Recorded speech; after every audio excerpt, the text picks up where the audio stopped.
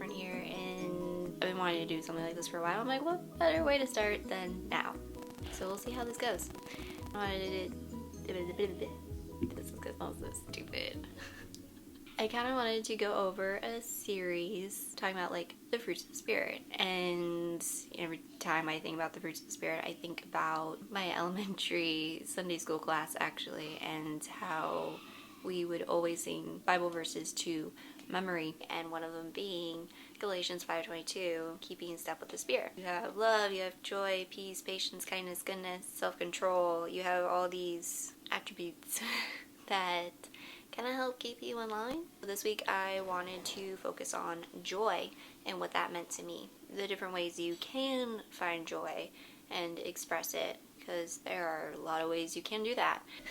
It's kind of funny because every time I think about joy, I think about the Disney Pixar movie Inside Out. Inside Out kind of captures true emotions of what people kind of go through, and honestly it was one of the first movies that made me cry, believe it or not, but it's one of my absolute favorite Pixar movies. You have your core, you've got joy, sadness, fear, disgust, anger. The movie focuses on joy and sadness. It's a little adventure trying to get back to their headquarters. Sadness is the complete opposite of joy. Like, joy is this optimistic, bubbly, exuberant personality, and then you get sadness, which is like the Debbie Downer, wet blanket, everything's depressing and sad. By the end of the movie, Joy is feeling very discouraged because she feels like she totally missed her opportunity. Like, nothing worked to get back to where she was trying to get back to. And sadness is just sad. She's just taking her time, and she's kind of feeling that sadness. And Joy realizes that she needs to let sadness just feel sadness. You can find joy through sadness, and I think that's really powerful. Yeah, joy isn't always the optimist. I think you can also find joy in those more subdued settings. I mean, it is very optimistic, it's very hopeful, because to have joy you also have to have hope, and to have hope you have to find joy. Through that you have peace and comfort through Christ.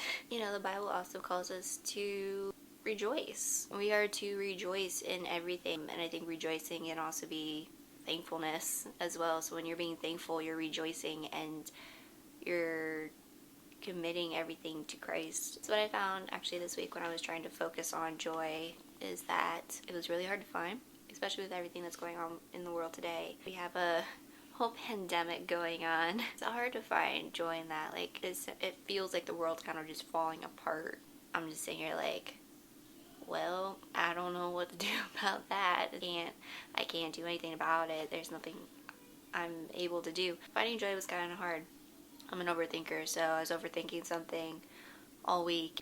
Just getting really discouraged, honestly. I committed everything to the Lord, of course. I just continue to rejoice in Him and the things He has given me. You know, I just kept going back to God and His sovereignty.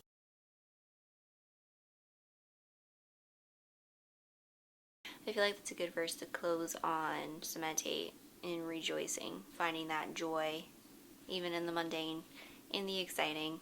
It's there. I did find it in the little things. God is always good. Even though it wasn't what it seemed like I was anticipating it to be, I definitely found it in that more subdued setting, to say the least. So hopefully this all makes sense. I feel like I'm in like always a constant rambles. We'll see how this turns out. I'm looking forward to doing more of these as I go through the different fruits of the spirits. So stay tuned.